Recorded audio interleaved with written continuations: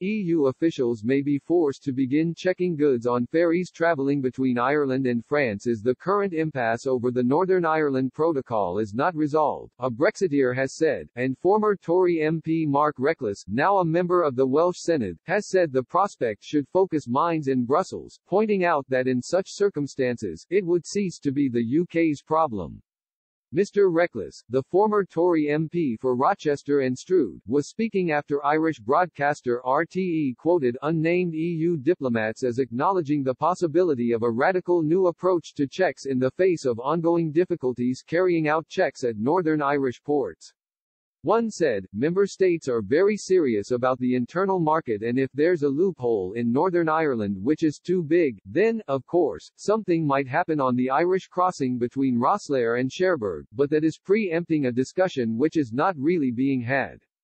Mr. Reckless told Express.co.uk, if the EU wants to enforce stringent customs checks for ideological reasons to protect the integrity of the single market and Ireland will not enforce a Northern Ireland border, then logically EU checks will need to be done across the Celtic Sea between Ireland and France.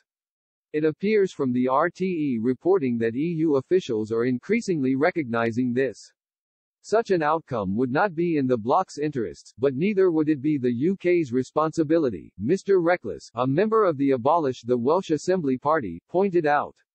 He added, everyone agrees that we do not want to see the return of a Northern Ireland border. Shortly after the Brexit referendum, British and Irish authorities set to work on sensible plans to manage Brexit without border checks. This was before the EU decided to use the Irish border to block a proper Brexit or try to punish the UK. Many of the post-Brexit differences across the Northern Ireland border can be managed with goodwill away from the border.